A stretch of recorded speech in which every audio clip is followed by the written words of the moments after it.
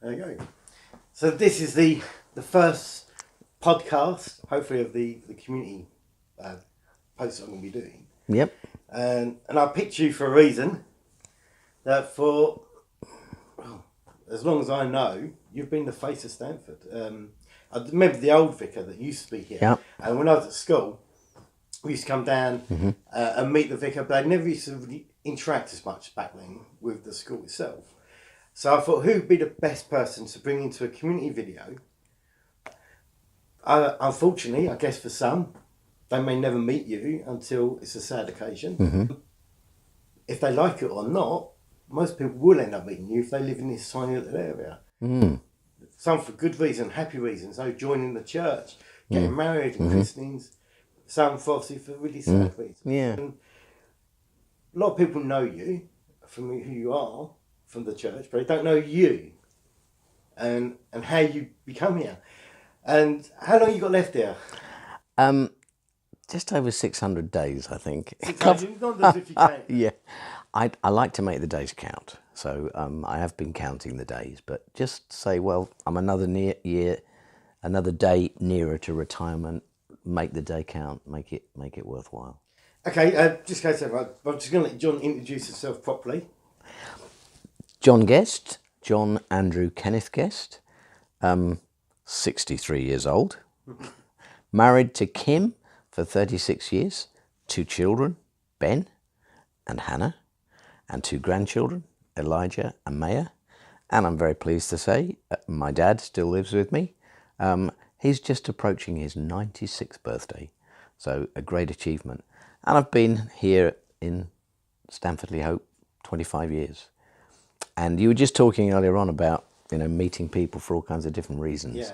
Yeah. One of the hugest privileges of my life and work here in this community is to have just a small involvement in the life of people at a very significant time in their lives. One of those life moments. Yeah. Somebody in the family has died and they come to me and ask for help in those rites of farewell. Or somebody wants to get married. They've met Mr. Right or Miss Right and they want to tie the knot. And I have that huge privilege to be involved in just bringing them together and celebrating their love. Or they want to mark the birth of a child in some way and to say a new life has come into our family and we want God to bless that event. What an amazing privilege it is to be involved at that stage in a person's life. I mean, I've used you for all 3. Yes, true. Weddings, True. christenings and funeral, unfortunately. Yeah. But I knew there was no one else that I wanted to go to, and especially this church, which I've always loved since I was a child. And I was christened in. Yeah. Being born just up in Wills Hill. Where did you start your journey? When did you start that faith? It's an interesting story. When I was about 13 years old, I remember going to the school, when they had the school vocations day, and you all met in the hall and you had all the various vocations and professions around there. And I remember going to the one on the church and I thought, this is what I want to do. This is all I want to do. A few months, maybe a year or so earlier, I had laid in a tent in a field at a youth camp and kind of spoke to God and said, I believe you're there. I know you're there. I want you to come into my life. I want to follow you. I want to give my life to you. I want to become a real Christian. And for me, that was a fairly simple step. It wasn't a massive conversion from a life of drugs and debauchery. But as I say, about a year later, there I am at the school vocations day, and I decided I wanted to become a vicar. And I told my parents, and my mum went kind of quiet. And she went, I'm not surprised. And I said, why is that? She said, well, I haven't told you this, but when you were born, you had a halo around your head. And she said, I didn't tell anybody to start with, because I thought it meant that you were going to die and that you were, you weren't long for this world. But she said, you obviously didn't. But, you had this halo for about half an hour, and she said, I could see it, but nobody else could see it. And I thought, what does it mean? And now I know what it means.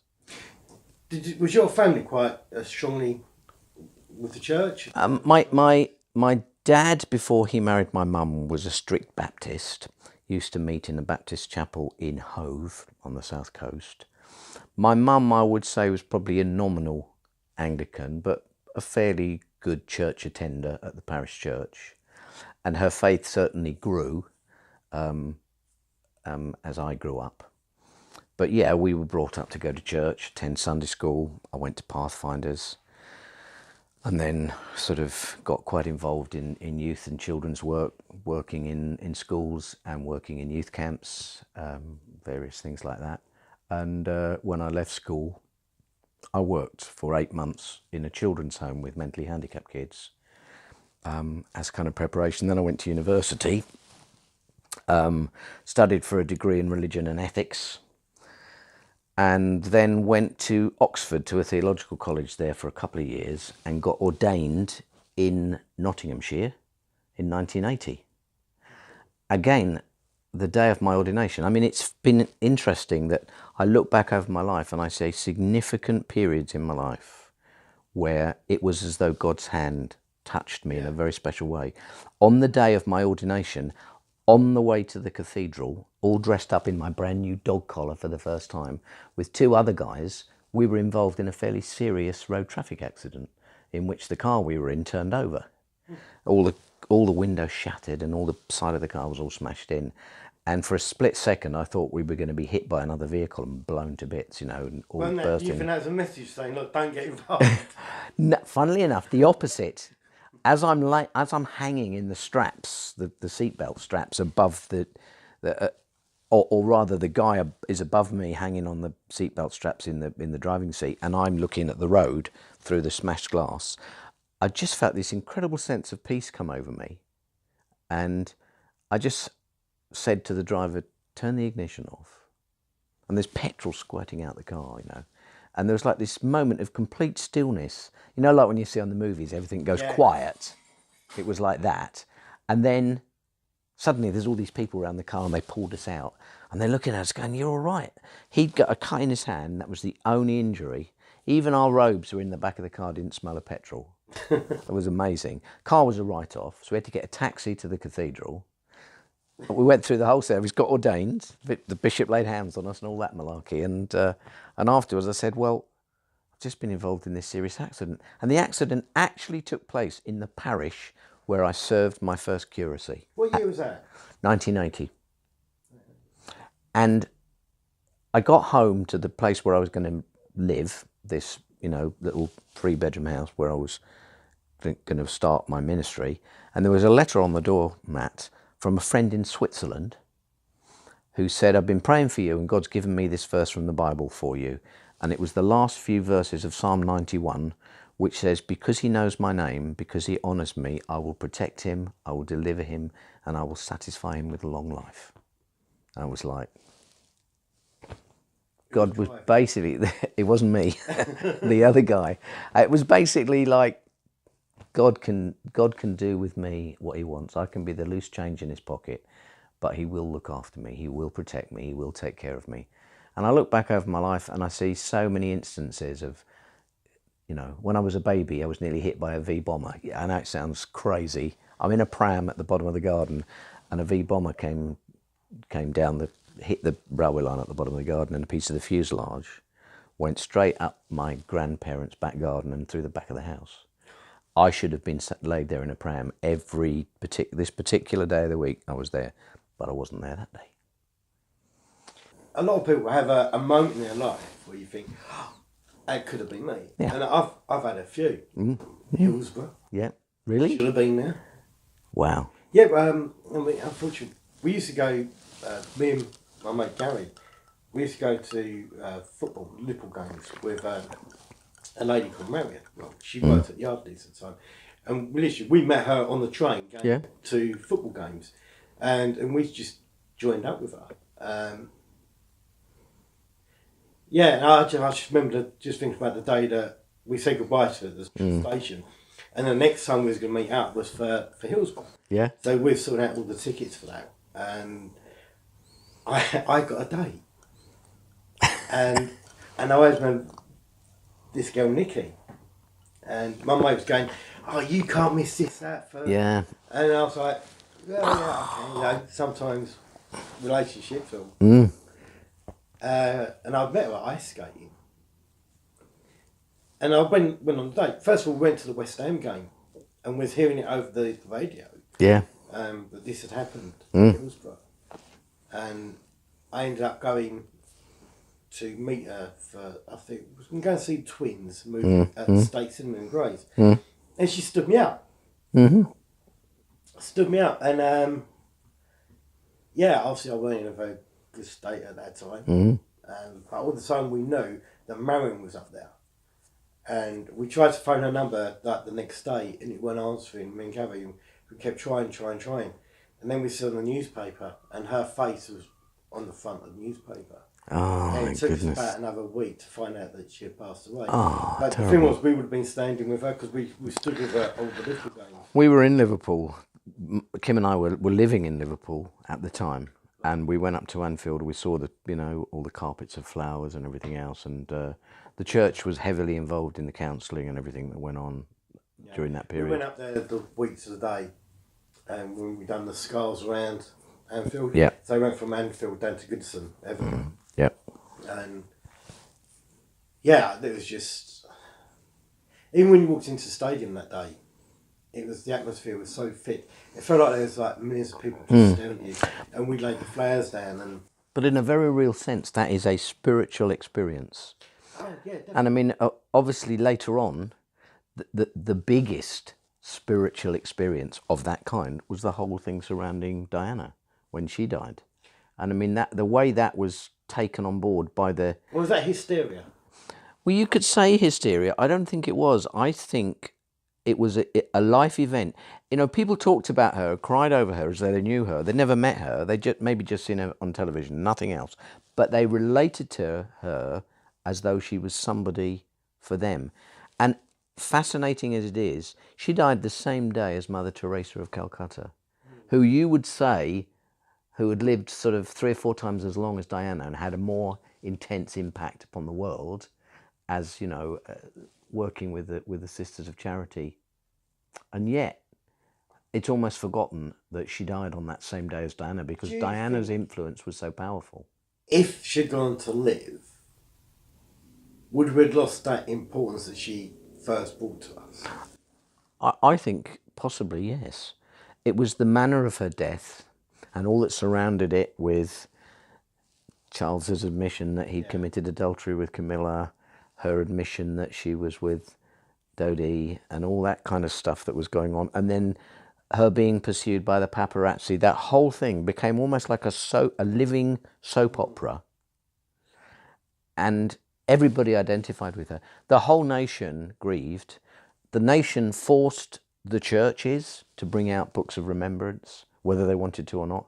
The nation forced the Queen to come back to Buckingham Palace. The nation was almost forced into mourning because we were all expected to join this. You could call it hysteria if you like.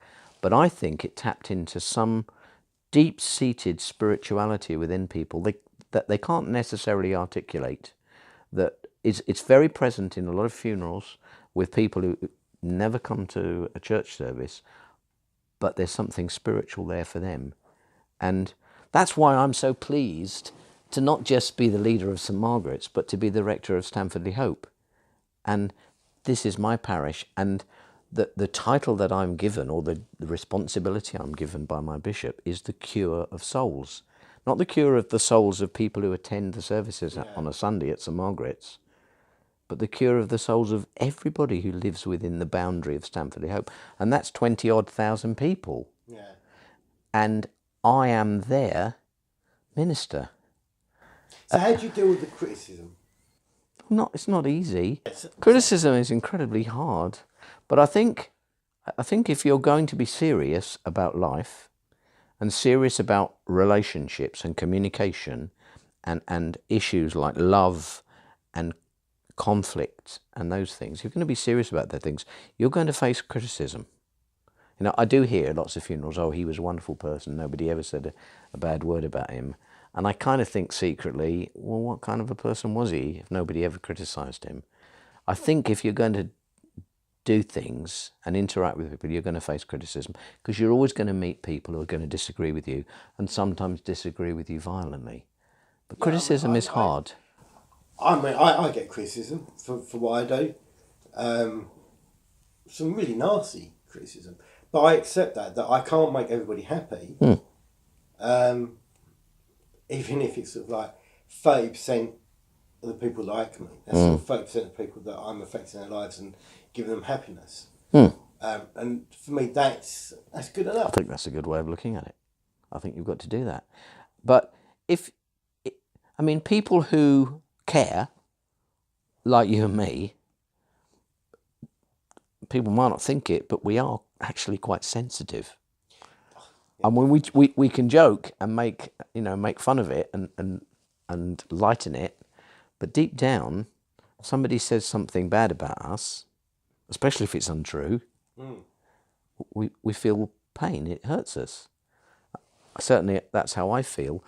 And I know that when people criticise me or hurt me, it hurts Kim even more, as I'm sure in your case it hurts Sam. Yeah, definitely. I know I've been able to overcome certain criticism, but Sam and my family haven't.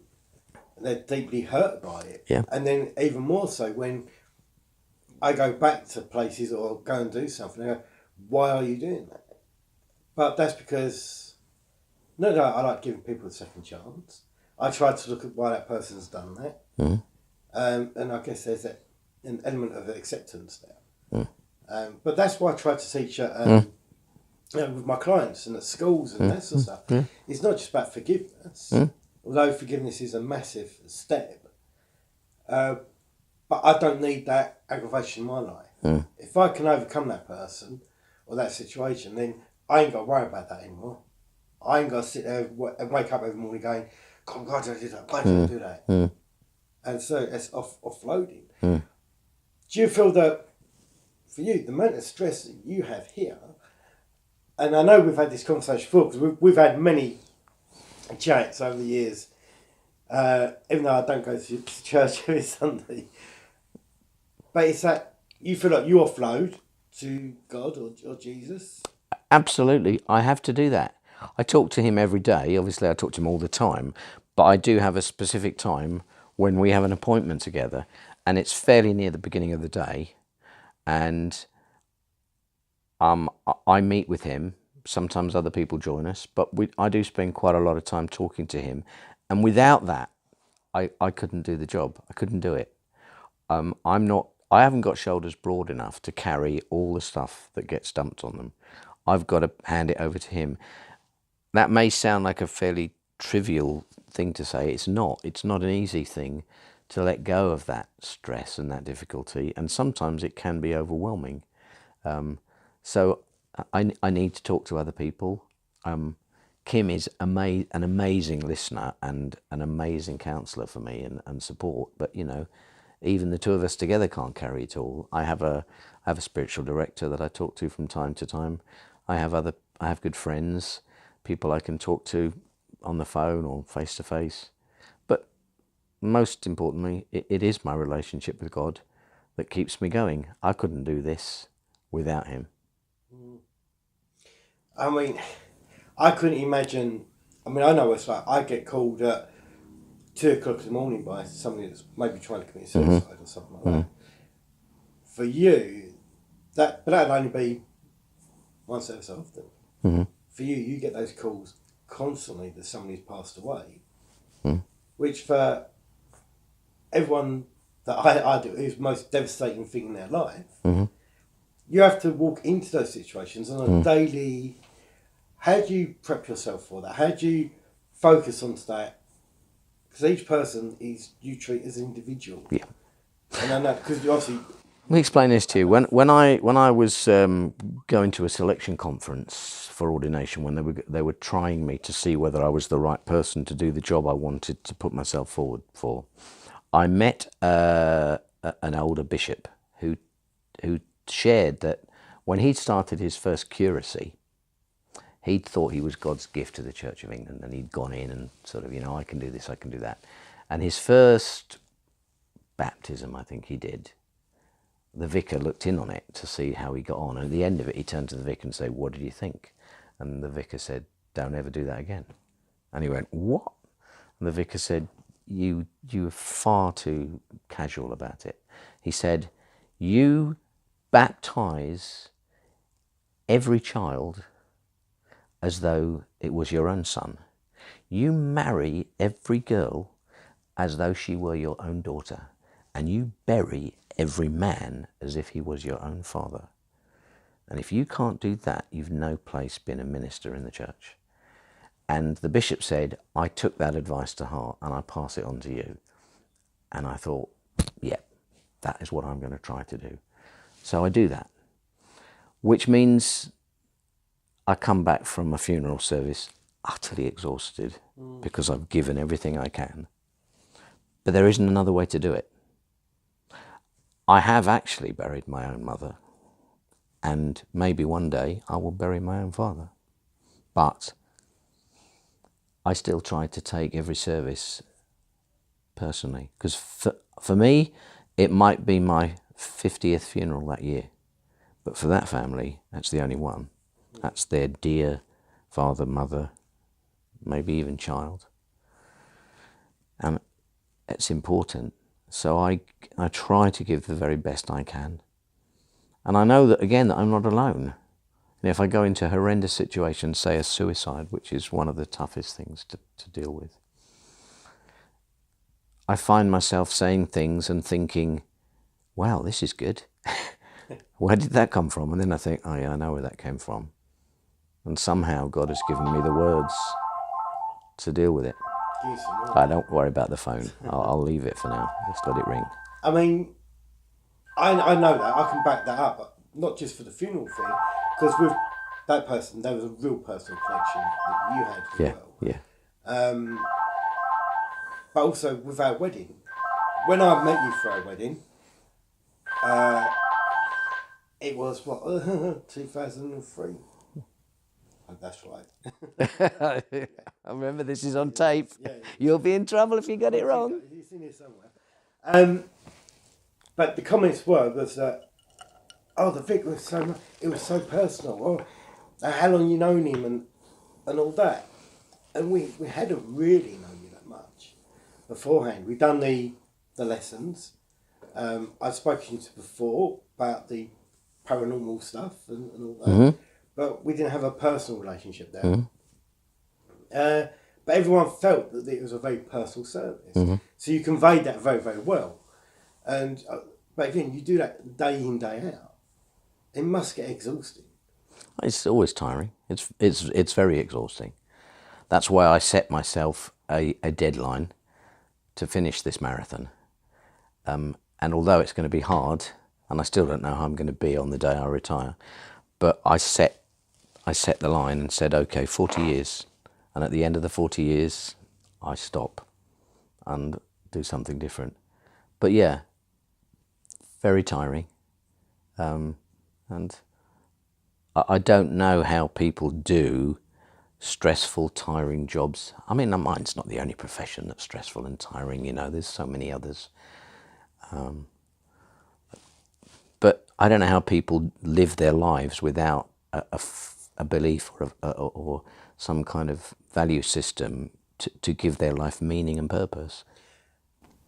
I mean, when I look at, say, like a doctor who's dealing with life and death, and they do like 48-hour shifts, yeah, and they don't have a backup system. They rely on what is offered to them there. There's a different level of stress, and firemen, police officers, but even the person that he gets up at 3 o'clock in the morning and tarmacs the roads, and it's like 35 degrees out there, and they're wearing all that. Yeah. I couldn't do that. No. I couldn't do that. No. So I guess that's why I've always sort of worked in labs or on that side of it. But we're all different. We all do different things, and we all cope in different ways. I know there's lots of people who wouldn't want to do my job, you know. And I thought, I don't want to swap with you. You know, you're a deep sea diver. Oh, I don't want to swap with you. Or you're a brain surgeon. I don't want to swap with you. I'm doing what I believe God has called me to do. Okay, so how does Goff come into it? Haha, Goff the clown. Yeah. Well, I guess I've always been a clown. You know, I think what I've been talking about up to now, my ministry, my work, the work that God has called me to do, is something that I do, something that I engage in. Whereas clowning is something I am. I am a clown. Is it a type of therapy for you as well? Oh, it could be. I mean, the weird thing about it, I mean, it is a bit of a split personality, because as a minister, as a rector, I'm very organised, very, very clear cut. You know, although I'm a bit of a rebel, I do pretty much play by the rules, and I'm usually fairly well organised and reasonably sensible. But as a clown... Roller skating round. Yeah, but that's the clown, you see. That's the other side of the personality. You weren't dressed up as a clown, did you? No, I know, but I'm even when I'm not dressed up, I'm a clown. I am Goff the clown, yeah. As well as being John Guest. So as a clown, I'm chaotic. And, you know, there are times when the clown creeps in, even in the middle of a funeral service, believe it or not, you know. And the one sort of balances against the other. If I was talking kind of philosophically, I'd talk about the Apollinarian strand and the Dionysian strand. You know, there are two different strands of approach. One is very organised and focused and ordered. The other is very chaotic and disorganised and fun. In a sense, the two have got to kind of meld together to make a whole. And in my particular case, they have formed almost, if you like, two personalities in the one person. But yeah, I will always be a clown. I plan to be buried in my jumpsuit, without makeup, without a wig, but in my jumpsuit as just a sign that I am Goff the clown. That could be quite freaky for you. Yeah, I know, I know, and I know, and a lot of people. I know you're scared of clowns, and you probably need to have another interview with Goff the clown in full makeup, so you can just sit here and talk to Goff. But then the conversation the people on here will be the conversation will be bizarre, but it will be fun. Right. It might be a bit scary for you, but I mean, I won't scare you. You'll think I'm talking to... Yeah. I want more people in the room than just me. I mean, when did he come about? I discovered Goff around about 1984. I started reading some books about Christian clowning by a woman called Penn Sewell, who I think is a clown called Wobniar, which is rainbow backwards. And she started to talk about clown ministry. I'd never come across that before. And as I explored it, I thought, this is me. This is Goff the clown. And then the character started to develop. The costume, the makeup, the nose, the hair, the way of talking, the act, and all the things which I'd done as a child in school, the fun part of me, suddenly all started to focus into this clown personality.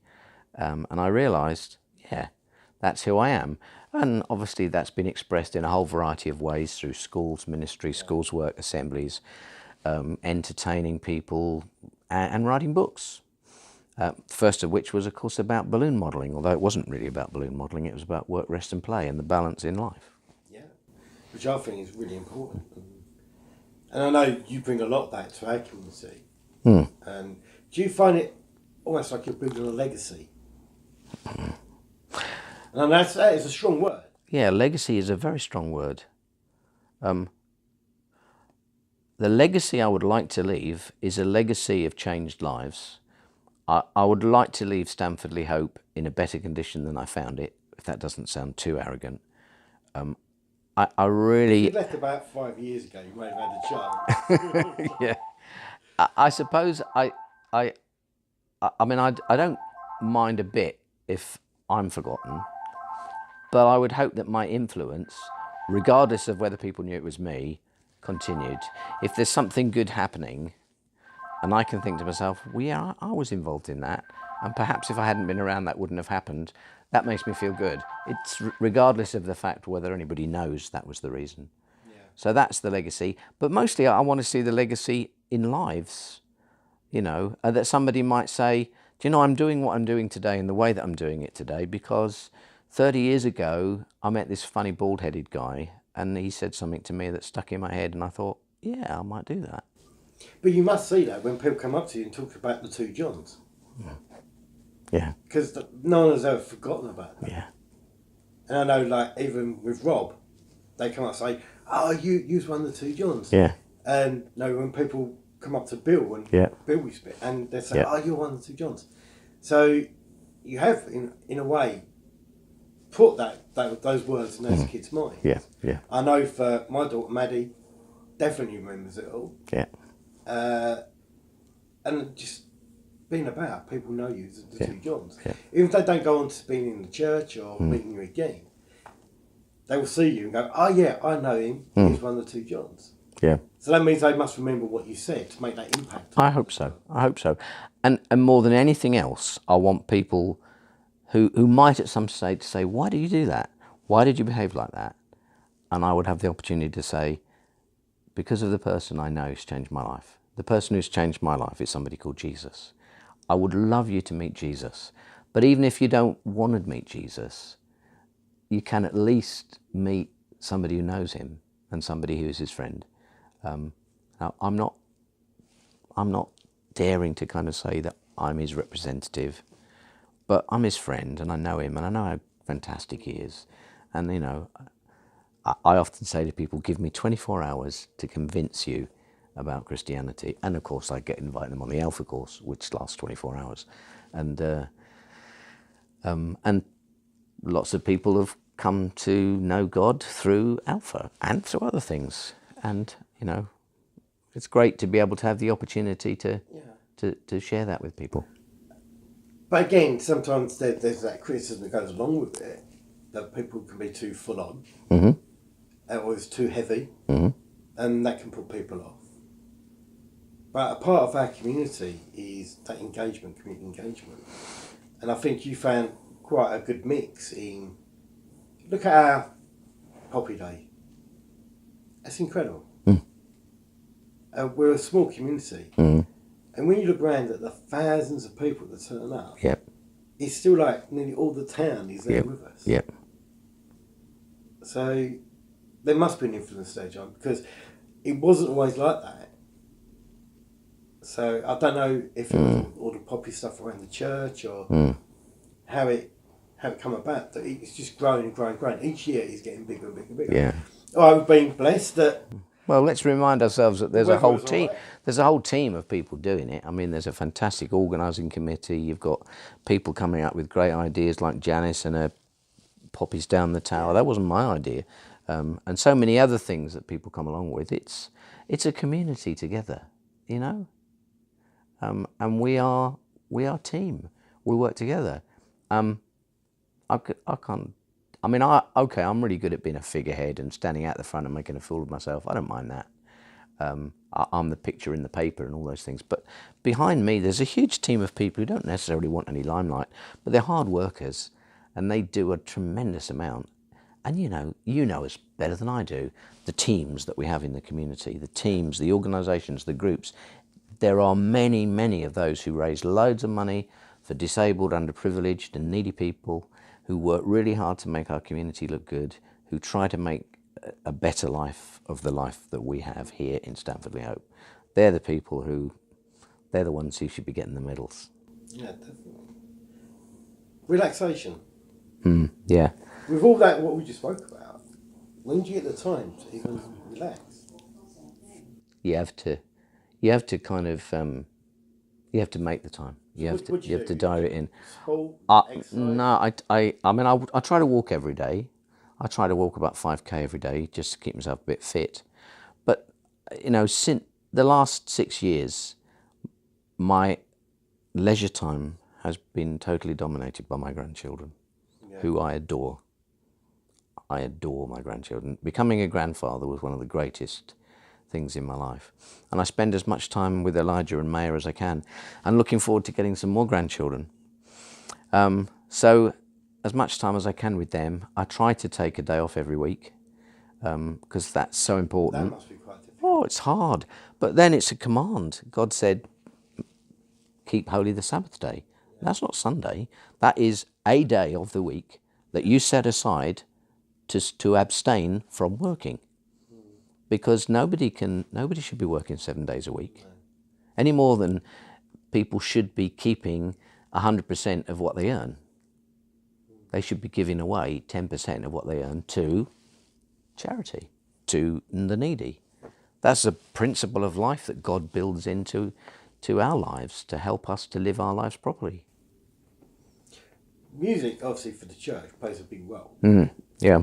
Does music play a big part in your life? Yeah, for me, I mean, I learned to play the piano about 10 years ago or so, moderately. I mean, I love to play the piano at school because the kids always clap. But I've played the piano accordion for many, many years, although I don't admit to it that often. And when I get a chance, I love to listen to music. So yeah, it tends to be, stuff that's slightly off mainstream. So I'm not particularly into much of the mainstream stuff that's going on today. So I would be a big fan of groups like folk rock, like Steel Eye Span, Fairport Convention, those kind of groups. Yeah, way over my head. Yeah, but they're still TV, around. Movies? Yeah, I love to watch movies, either on the big screen or on the TV. I'm a big fan of Star Trek, as you probably know. I'm a massive Lord of the Rings fan. And I'm also quite a big fan of Winnie the Pooh, believe it or not. Winnie the Pooh? Winnie the Pooh, yeah.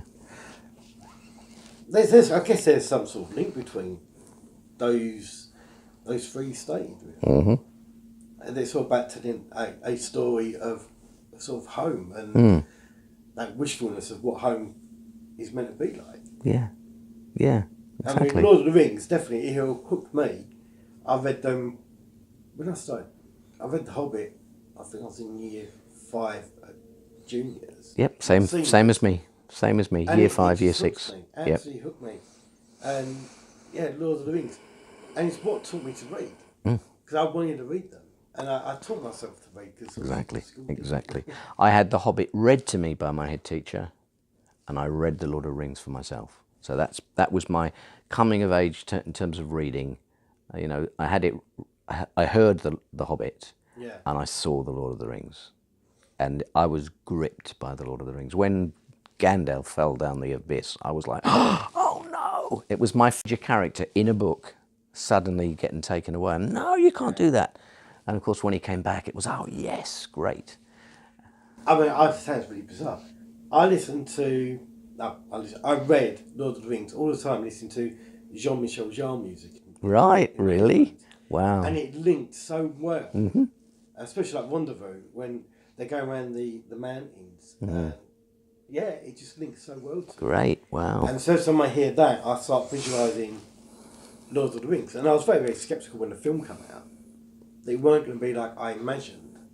But I think they got it pretty well. I thought they'd done pretty well with the film. But again, there's as you know, it mirrors life. I don't know.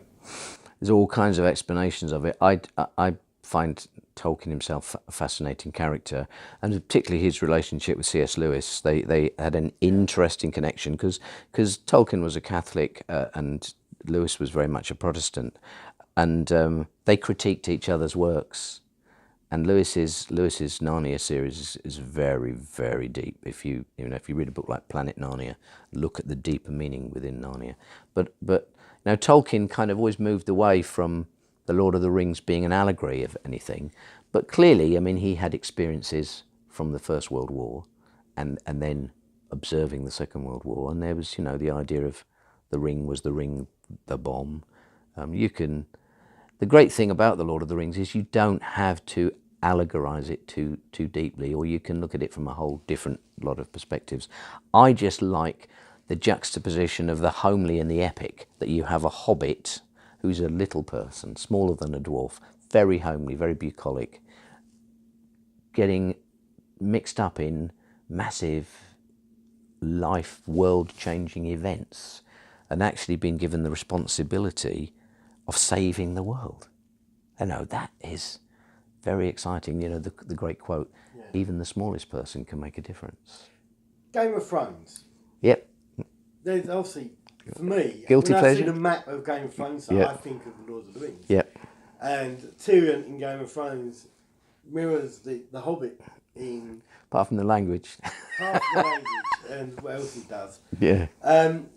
So there's this fan fiction where they see him Yeah. as the true hero who's going to end up on the Iron Throne at the end. Yeah. Which would play out well with like the Lord of the Rings stuff. As well. The little person, the person that was trodden all the way through his life, Yeah. overcomes and defeats the evil. Possibly, although I'm sure George Martin and John Tolkien are very, very different people. So completely. But yeah, I suppose Game of Thrones for me is guilty pleasure. I mean, I read very much that genre of book. Yeah.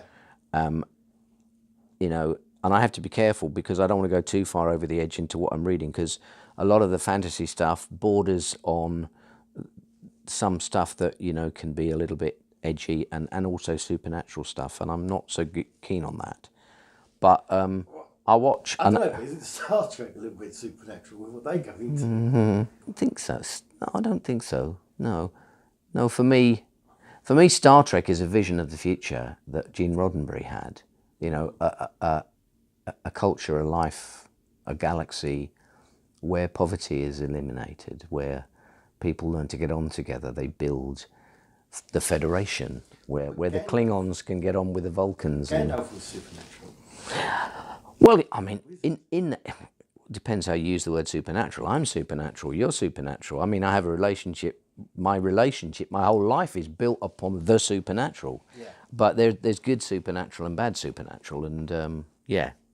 I mean, you know, I still do, the paranormal stuff. Mm-hmm. Although, I guess for me, it's always been about telling the true story and giving explanations of why things happened and why people think things happened. So I've always been looking at the skeptic side of it, I guess. But I've worked with mediums that I've tested, I can't trick them, and all that side of it. Mm. And I have come away from a few of those investigations feeling very nervy, as if I've almost touched something that I shouldn't have touched. The reason why I don't touch it is not because it's not true, but because it is true. But because there is a supernatural world, there is an unseen world alongside the seen world. And for me, the most important and significant personage in the unseen world is God and the Holy Spirit. But there's also some evil stuff as well that's around, and that's what you have to be careful, which you don't want to be exploited by, or you don't want to be tricked by. Because, you know, in all this kind of fantasy world, in this supernatural world, what is most important is truth. And Jesus said, I am the way, the truth, and the life.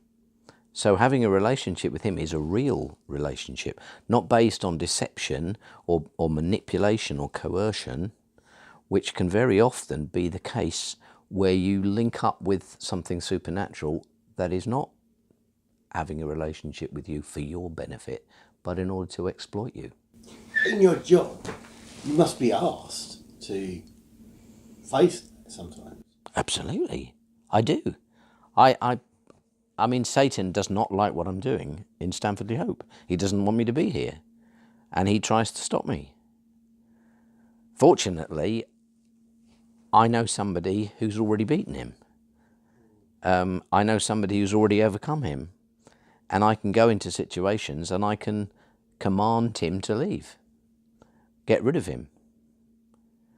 That's why if I went, for example, to a paranormal evening or to a séance where there was a medium working, they'd have big issues with me, because the very fact that I was there would be disrupt. I don't say nothing would happen. I don't know. I haven't chosen to get involved in it. I've got a mate who's a magician, an escapologist, who every year goes to Mexico to the Festival of the Dead, where he's mixing with Satanists and occultists, and he goes there as a Christian, calling on the power of God, and he faces them, and confronts demons and all that kind of stuff. Now, I'm not into that. I'm not called to do that, thank goodness. But I do know where I stand. And so I know a few people that have called you in the past for advice and help. Yep. Do you have a? Do you go there or do Yeah. you? Oh yeah, I do. I'm not going to tell you what I do. No. Because it's confidential. It's pastoral stuff. It's and But it's dealt with. You don't. I don't go on my own. I go with somebody else, and I talk to the person about what's happening, and I give them advice, and I take action. Yeah. As I say, I mean, that's where my first connection was with you, was basically asking you that question, God, 20 years ago. That long was it? Yeah, about 20 years ago. So, yeah, 20 years ago when I first sort of joined, started up for Paranormal. Because I wanted to know what I was going to be facing. How safe is it to do this? How deep to go? So we've never done Ouija boards or anything like that. It's just like simply taking a box of matches and saying, I've got this box of matches. How safe are this box of matches? I say, well, what are you thinking of doing with it? Well, I was thinking of maybe taking a match out, striking it, and then putting it back in the box with the other matches. I wouldn't do that. I was thinking of maybe striking a match and sort of putting it to the curtains. I wouldn't do that. Striking a match and just flicking it. I wouldn't do that either. What are you thinking of doing then? Well, maybe I was thinking of using that box of matches to light that candle. Well, I was just going to sit with it and just look at the candle flame. And okay, that's good. That's all right. You just be careful. Yeah. Don't play with fire. Don't play with fire. Coming to an end of your tenure at Stanford. What's your plans after? I've got to find somewhere to live first. 14th of June 2020 is the date. Got to find somewhere to live.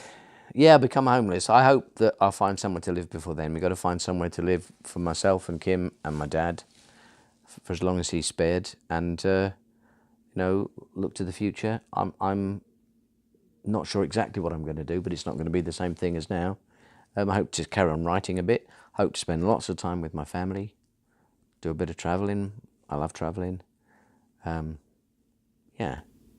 I mean, I guess you'll move out of the area? I have to move out of the area. I can't stay too near Stanford-le-Hope for the sake of my successors. Yeah. That wouldn't be fair. So, yeah. But Kim's... Will you find that hard? Yeah, I think I will. Kim's working in Basildon, so we can't be too far from her work at the moment. And she's going to carry on working a bit longer, I think. But, she's only just started a new job, so she's feeling her feet a bit. So you move in Basildon, will you be tempted to pop into Stanford to see people? I don't think so. No, I think I'll be quite firm with myself. I hope people will still come and see me and keep friendships. But no, I don't think so. I think that would be very difficult and not entirely fair to Stanford for me to pop back. I think you'll always be welcome here. I know I will. God, I know I'm loved. You've brought that into Stanford. I probably would never have interacted with the church the way I have if it hadn't been for you. I mean, would never thought of me. You dragged me into some things that I never thought I'd be dragged into. Yeah. Even a session of the Alpha course. But you do make me think about religion and faith and belief, and I do teach belief and faith in yourself in what I teach to other clients. So I think in a way we've always had that connection that we can relate to. Definitely play. Yeah. I think is a big thing that we need to be doing more and more often. So I think we've managed to build up a relationship with that, and in my views on what community means and what for you community means. And I think we've seen a lot on that.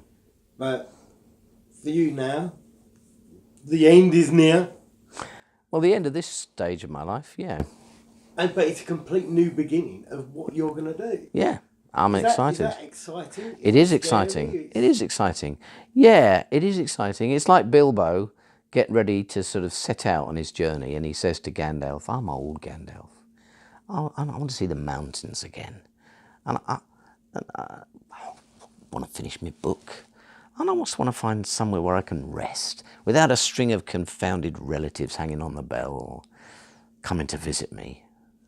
Yeah, I want to make a new start. And then at the end of the Lord of the Rings, Frodo says, around the corner there may wait a new road or a secret gate. And though I oft have passed them by, the day will come at last when I shall take the hidden paths that run west of the moon, east of the sun. I think that's a perfect way to end the interview with John Guest.